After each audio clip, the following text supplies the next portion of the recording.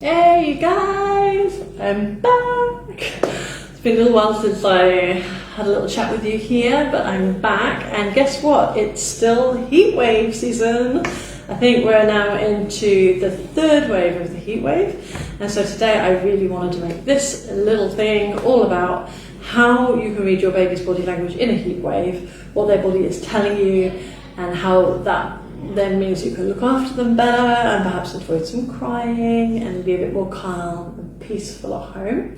And what to do to just help you and your baby get through another heat wave. So, well, who am I? I'm Roya. I love to help international families communicate better with their babies so that they can be calm, confident parents, and so that you can kickstart language development in all your family languages. I've helped hundreds of families over the years to do this. I started in the Netherlands, now I live in Switzerland, and I created the Infant Communication online course to help with that too. Anyway, so back to the topic. Baby body language. When they're too hot, what are you looking out for?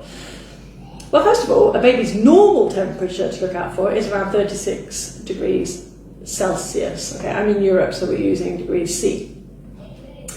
It varies depending on the time of day and the individual baby, so it's a good idea when you're not in a heat wave situation to get to know what your baby's normal temperature is. Anything above 38 degrees Celsius in a baby's temperature is considered a high temperature, a fever.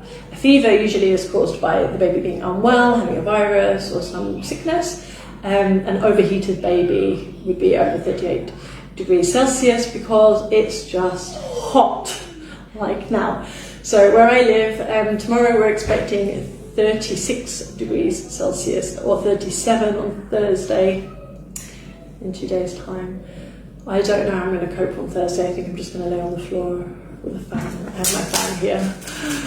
Yeah, I will have to use all my tips. I have a long list of tips, so I will be doing all these things from today until Friday when hopefully the peak of the heat wave passes.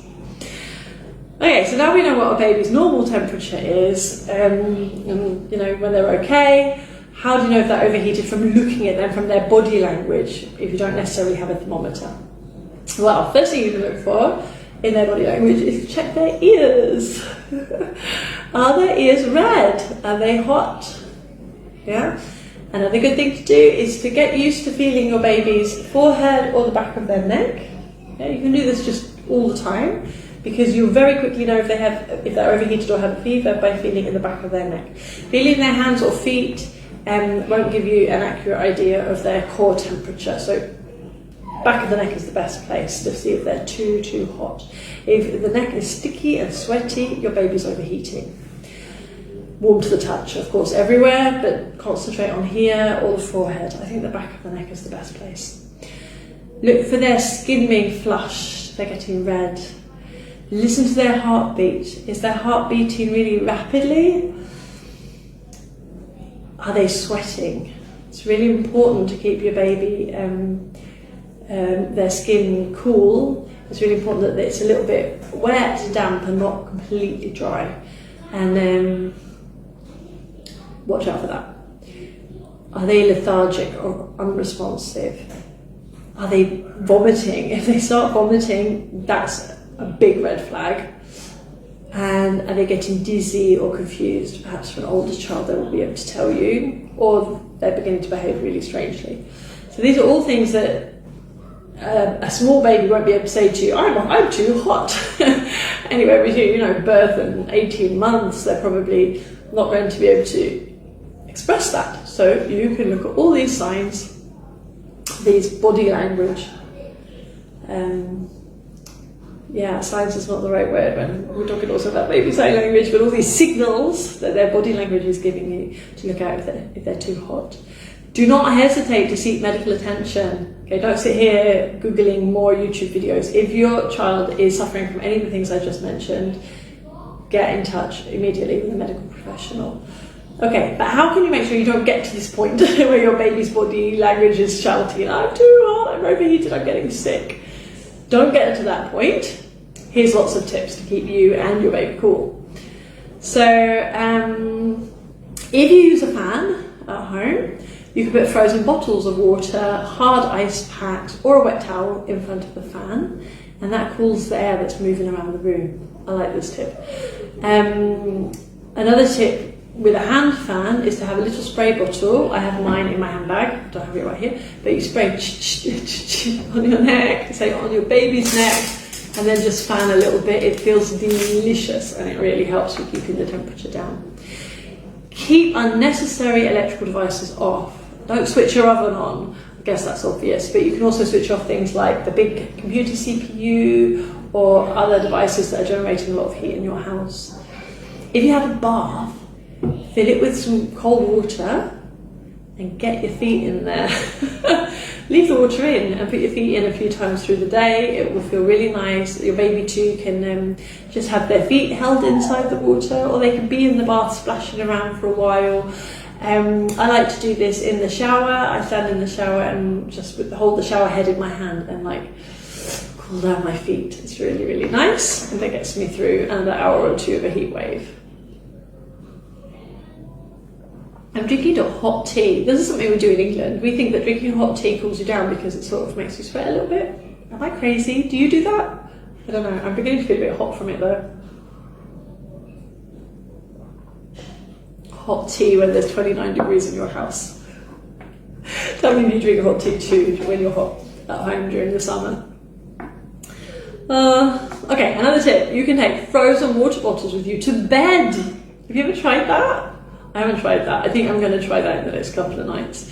And obviously, just have a sheet or nothing on top of you. No duvets, people.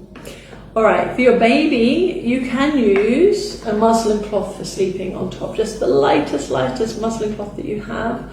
Or even a slightly wet cloth on their skin. Maybe not for sleeping, but to cool them down, that's really nice. Press your baby's skin with it. Muslins are so useful, aren't they? My children are not babies anymore, but we're still using the big muslins. They're so nice, so useful. Here's an important one. You see lots of people in the summer creating shade over the pram or over the pushchair with a muslin or a blanket or something like that. Don't do it. It heats up inside the pram or the pushchair, and that's really bad for your baby. It's really scary.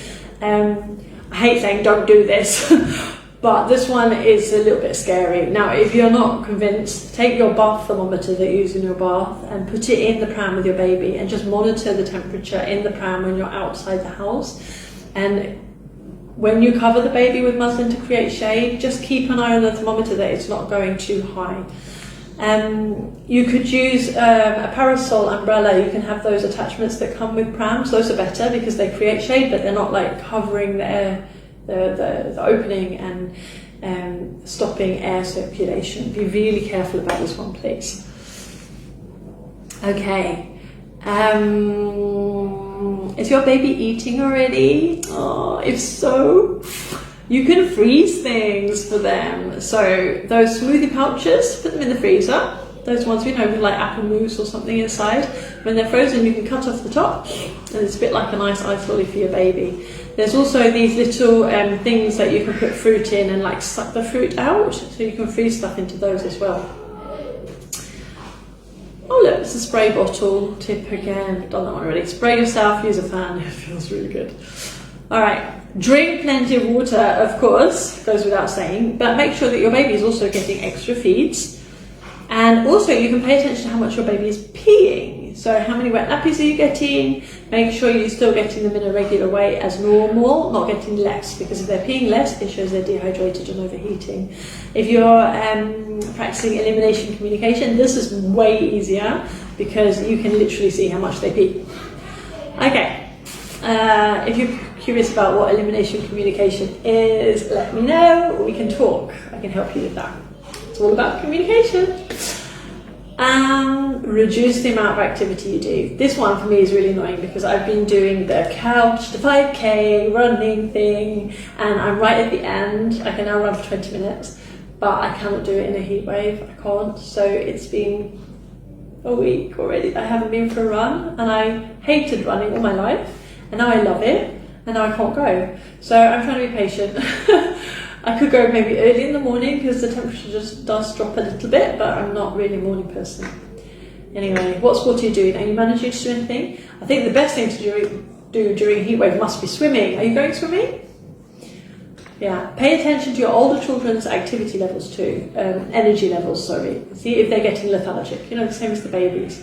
Are your children moving around as much as usual or less? If they're moving around less, they're getting overheated.